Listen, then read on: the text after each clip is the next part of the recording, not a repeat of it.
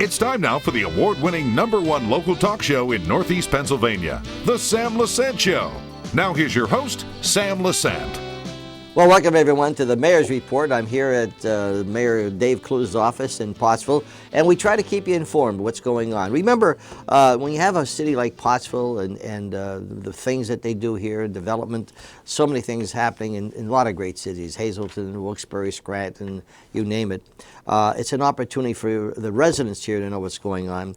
Once again, we want to thank the Republican Herald for being a media sponsor, media partner, I'm sorry. For local news, neighborhood news, just like you'll turn to us for SSP TV. What's happening in our backyard, you want to pick up the Republican Herald and also the Standing Speaker. Mr. Mayor, how are you? Doing fine, Sam. Doing fine. Did you enjoy the holidays? It was a wonderful holiday. You know, got to spend it with grandkids and my own children. Right. It always makes a holiday good. Do you have like a dinner at home, or what do you? My daughter has been hosting Easter and Thanksgiving for the past several years. So, trip down to Harleysville, not too long a ride, and the whole family gets together and just the memories of the good things about Easter. You know, we go to Easter Mass, of course, or whatever religion you're in. Please go to church, and you come home and you enjoy the family, and it's good to have the family around. Then you get the little arguments once in a while, but you try to stay away from politics and religion, but it always creeps in sometimes. So we had a special guest at our house. We had my son and my daughter and my grandchildren, and the Easter Bunny was there. You didn't have the Easter Bunny that day. No, we haven't had the Easter Bunny for a while. Yeah, because you were a bad guy, you got nothing for Easter. Well, right? you know, 2 years ago I was a really bad guy. My son tries to keep the boys on a kind of a level sugar content, and I bought him a 40-pound chocolate Easter Bunny. Yeah. It was taller than my one grandson, and I was giving him a ride home that Sunday from church, and the one wanted, of course, ride with Pap, and he got in the car and looked in the back and said, "Oh, Pappy, you're in so much trouble." Yeah. So we beat them home, set it on the dining room table, and watched their look. So one year, it had to be 3 years ago, I was in a panic. What happened was we have a little Bichon, okay? And, we sit down and we watch TV, we have a little tray there. And I'm eating this chocolate, and I'm watching TV, eating the chocolate and watching TV, and of course Gucci's running around, etc. And then I'm looking and saying, wait a minute, a piece must have fell, right? Well, man, I'm on the floor, I'm saying, God, hope he didn't get the chocolate. What happened was I ate it, and I didn't realize I was eating it because I was watching TV. So anyway, enough of that stuff. Progress and what's happening in the city of Pottsville. Well, Sam, the weather's breaking. Our street department is ready to get out and start their summer paving. We've got a lot to do this year, fortunately with the mild winter. We're going to be able to go farther than we've had in the past. And not everybody thinks about this when they, comes to cost of operating a city, but just as short a time ago as 2021, they were paying $51 a ton for asphalt. In 22, it went to $61.70, and this year we're going to be paying about $65 a ton. So our cost of getting these projects done continues to go up. Will that affect the amount of roads that you're able to pick? Actually, this year it won't, because we had that mild winter, so money we had budgeted for salt and plowing we didn't use. So we're simply going to move that across into our paving projects. In 21, we put 2,000 tons of asphalt down in the city. In 22, 2,075 tons. And this year, we're going to do over 22 tons of asphalt paving in the city. So we've managed to, with what we've saved from snow, be able to do more than we initially planned. We actually have a way we rate our streets based on traffic, conditions, the neighborhood it's in, and how much time's been since it was last paved. And when we add all those up, that's how we come up with our list. It's funny. I just wrote that down. How do you determine what streets to pave, okay? Yep, they have a very nice chart they keep up, and to look at each one of the streets and determine, yes we can, no we can't, because we also have Market Street and Center Street, or Route 209. It's a state road. We maintain it, we plow it, we fix potholes when PennDOT tells us how many months it's going to be till they get to it. They are going to be paving part of Market Street this year from about 12th Street down to Center. PennDOT will be paving. Other parts, the city will be fixing up and taking care of the worst parts of it. So, a lot of planning goes into it. And then you have to coordinate traffic around all these jobs too. So, street department has a lot they do there. Do you have a pothole alert? We have a pothole hotline. Yeah, hotline. Yes, we do. Because sometimes there's, and especially some of those holes, those poor cars are going in. Oh. It's some serious damage. Absolutely. I hear it all the time. It's kind of my joking line now when somebody comes up and says, "Hey, are you the mayor of the city of Pottsville?" And I go, "Yeah, where's your pothole at?" And it kind of A, breaks the ice, and B, I usually find out where the pothole's at. So then. here's what I always wondered. When they're paving streets, all right, and you're putting some of them after 2 years, you begin to see cracks and etc. And I'm thinking, well, that's only 2 years, okay? Like, some areas, is it because of the way it's the quality of the asphalt? Is it the way it's laid, or what is that? Well, in a lot of cases, it's just northeast weather. We get the freeze and the thaw, and it lifts them and cracks them. One of the other causes we find is, your local utility companies. They come in there repairing a water line, a sewer line, and then they leave that not quite as nice as it used to be, or it settles in shortly after they leave the area.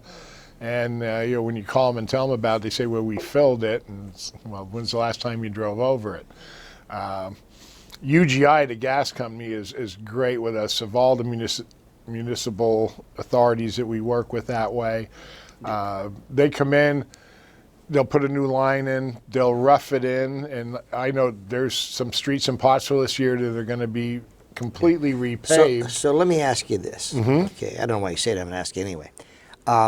What fries my quirk is they just paved a fabulous street. You know where I'm coming, right? Oh, yeah. Then 3 weeks later, you see the utility company ripping it up because they're putting whatever the hell they're doing. And that just fries me up, okay? So now why is that if you're going to pave a street, and with all due respect to utilities, they don't check with utilities and find out, are you doing any repairs? Is there this? Is there that? Do you guys do that, or is it just me? You try to, keep the line of communication open, tell them where we're going to be working. But you're right, Sam, it's inevitable, and it seems like, the street that was the worst, that you finally can sit back, and look down the street and go, "Wow, that's great." Next week you come by and find that there's a backhoe there digging a hole for, a broken sewer line or a leaking, water main. It's especially when you have a street that you've wanted paved for so many years. Finally, it gets paved, and they're ripping it apart. I thought my neighbor was going to have a hemorrhage one day when we have a beautiful street. After so many years where I lived, they put the street in. And right up the street, 3 weeks or 4 weeks later, you see them ripping apart. And I'm saying, "Oh, man, this is something." But do you check that, with the utility? You try to. I know breaks or something like that, you can't tell. But, sometimes if they have we have to do this in this street or that street. Yeah, we get a good idea, like, the sewer authority here is in the midst of doing a pretty big project citywide for rainwater runoff. So, we share the streets we're going to be doing as to how it fits into their plans. So we don't run into that with them, especially when we know, they're going to take a whole block length up to replace sewer lines. Well, that's good. So we do try and share that info. What else is happening? Well, besides the streets going on, we're coming into the summer season. We're getting our pool ready. I just heard them today. Cement's being delivered tomorrow. They're redoing the inside of the pool. They just unweatherized it yesterday. So they're busy, getting that together. We're also starting to look at the time when we do our summer hiring. We're looking for lifeguards, people who work the concession stand, maintenance work out What are at the days pool. and hours that's open? That's open Monday. That's open 7 days a week. Boy, and off the top of my head, I can't think of the times, but they're there 7 days a week, and that's why we try and employ like 30-some lifeguards, because we know, A, it's a very challenging job. B, it's 7 days a week. One of the advantages of working with our streets department and parks and out at the pool is we understand most of the time they're high school students, and they're involved in band and cheerleading and softball, baseball, whatever it may be. So by getting a higher employment number, we hope, we can work with everybody's schedule. We try and be very flexible with that stuff. So it's kind of an advantage. We may not pay as high as a lot of other places, but at the other places you're working, this is your schedule. Yeah. Here, we're paying you this, but as long as we know, we'll work with you schedule-wise, and that's why we try and get so many out there doing it. And like I said, we're always looking for, summer help with our Parks and Streets department. When do you have a date when it's open? The pool? Yeah, I mean the pool open Memorial Day weekend. Application deadline is May 1st. So right now, if anyone's watching, if they could apply, and where do they go to apply? They can come right here to City Hall and come up to the city administrator's office. They'll have the applications there. Okay. Could they get it online? If they it's also online at pottsvillepa.gov. Okay. You can go there and apply. I think it's a great little part-time job for some of the kids. They get together. I know that they. Besides the fact that gives them some spending money for the summer, it also it also teaches them a working value. Is there a fee to use the pool? Yes, there is. They just readjusted it this year. I don't have the prices in front of me. Very affordable, though. Oh yeah, very affordable. You can pay day by day. You can buy a pool pass. You can buy a family It's pool a great pass. pool. Oh, it's one of the largest around, and I know we attract from all over the place. When you're ready, I mentioned this to Paul and Marmon. I mentioned that I'd like to do a show up there, on location to show them the beauty, because it's a beautiful pool. It's a beautiful pool, and we offer swimming lessons out there. If you were interested in becoming a lifeguard, they have classes for that. And one of the things that I think is probably one of our prized secrets about our pool is they do an adaptive swim program. So if you know someone that's challenged in a wheelchair, we have a pool, and we have a ramp into our pool for it. We have at least 2 instructors that are trained in it. Great. So we give the less fortunate a chance to enjoy our pool. We do it early in the morning, and it's kind of private for them. So, something we have. Folks, I'm talking to Dr. Clews. He's not a doctor yet. Not- Dave Clews, who was the mayor of Pottsville, and we're having a monthly report as to the mayor's report, what's happening in the city of Pottsville. I hope you're enjoying it. We'll be back right after this. Welcome back to the Sam Lesante Show, my friends. I'm Sam Lesante. Thank you so much for making the Sam Lesante Show the #1 talk show in northeastern Pennsylvania. That's from the scientific poll that was taken by Susquehanna Polling and Research. They were rated the #1 polling company in the United States, and appreciate the fact. One of the questionnaires on this particular scientific poll is, what would you like us to do? And we're very happy to tell you that, we're known as the health station because of all of the programs we have in healthcare. But the religious shows were very high. We run the Mass, we run Rosary, we run other religious shows. But information is happening in the community, political, etc. They were voted the highest. And when that came out, we were doing some of them, but we increased them. And the Mayor's Show, which is the Mayor's Report here in Pottsville, was one of the shows we had great success with. We're seen every day from 7 to 11 p.m. on Comcast 190, servicing the Pottsville greater area, and 24/7 on SSP TV, Channel 13 and 513. as well as Channel 92 in the Wilkes-Barre Market on Saturdays and Sundays from 7 to 11 p.m. Here with Mayor Clews. Mayor, so continue on with a lot of great things that's happening in Pottsville. What else is going on? Sam, I got to tell you, I started a pet project near the end of January. The Christmas lights here in the city of Pottsville are 20, 25 years old, and time to replace them. So my goal was to go and talk to the companies we do business with, some of the local businesses in the greater Pottsville area, and ask them to help me achieve getting some new lights.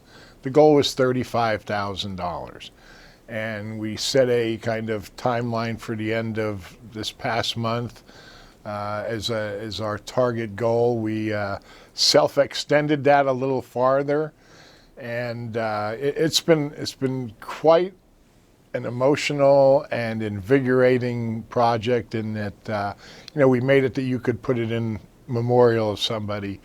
A lot of people know that I lost my wife 5 years ago, and I was shocked and deeply moved by how many checks came in memory of her. It's been wonderful, even the retired senior citizens of Pottsville, and I say that with the utmost of respect because I understand, their limited incomes and things like that, to stop by my shop and hand me $25 towards Christmas lights. Wow. Knowing that, it and doesn't sound if like anyone a needs lot. the money, they do. Exactly, and they just, I remember, and they always hand me the 25 and say, I remember when I was young. And, so do I, being born and raised here. I've had people that I never expected come in and write $1,000 in checks to the city for lights. I just did a short thing here. We started to keep our citizens informed, kind of stealing your idea with the mayor's report, but we do our council meetings now live and broadcast those on social media. And Very good. So we decided let's take that a step farther, and I'm going to do something on and off here from my office, as much as a report as a hey Pottsville kind of thing. Yeah. But this morning we did one, and sitting behind me here, see if I can reach this, not fall off the chair. In this corner, this is the important one. These are all important. These are all donors, and way too many to read off here. But here's our $35,000 goal. As of this morning, we were at $33,090. We are so close. In fact, right before I came on air with you, Becky handed me a note that we're now at $34,090. We're literally, less than $1,000 away from our goal. I know there's businesses still running fundraisers. I have, friends, former Pottsvillians who have all been in touch saying they're sending checks. We're going to exceed our limit on this. Wow. And it just goes to, say there's a lot of hometown pride still here in Pottsville.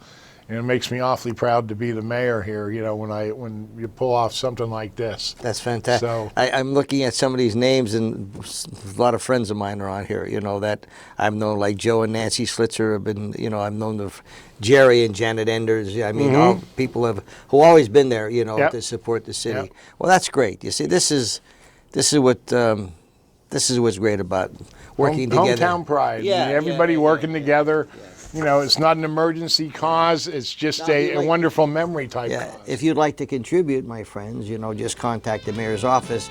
We're going to take a quick break and we'll be back right after this. Welcome back to the Sam Lesante Show, folks. 24/7, SSPTV.com. All of our local neighborhood programming. Here with Mayor Dave Clews, Pottsville, the mayor's report. So you're stealing my idea, running. Now you're having the council report. I think it's fabulous. Any time you can get information about what's happening in your government out, I don't care where it comes from. That's the great thing about having a local paper like the Republican Herald, where they're presenting local neighborhood news. Okay. Anyway, what else you got? Well, the other thing we're working on is we're always working on blight conditions and rundown houses.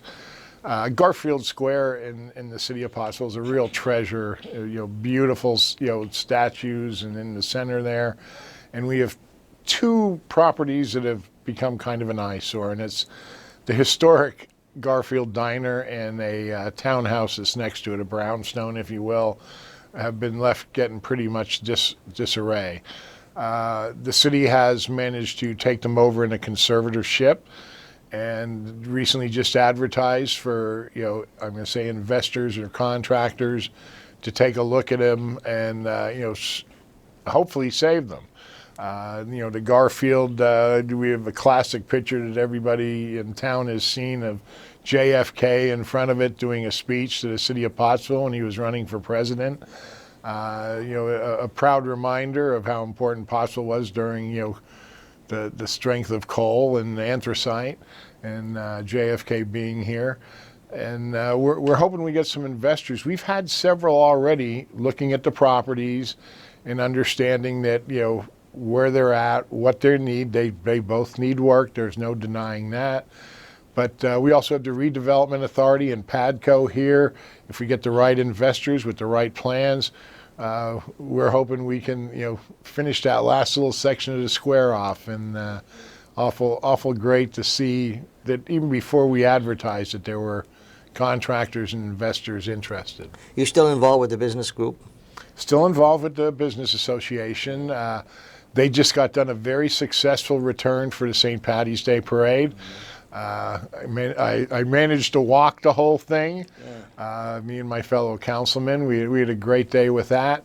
They are in the process of planning their Oktoberfest, and we have another event going to happen in October where we just discovered, well, we didn't actually, a family member discovered Alan Jaffe was a music store owner here in Pottsville, in fact, not too far here from City Hall, who left Pottsville back in the 30s and 40s, moved to New Orleans, and is one of the founding people of the Preservation Band in New Orleans, which typically goes to the New Orleans jazz sound. Yeah. Well, they're going to be placing a historic marker here.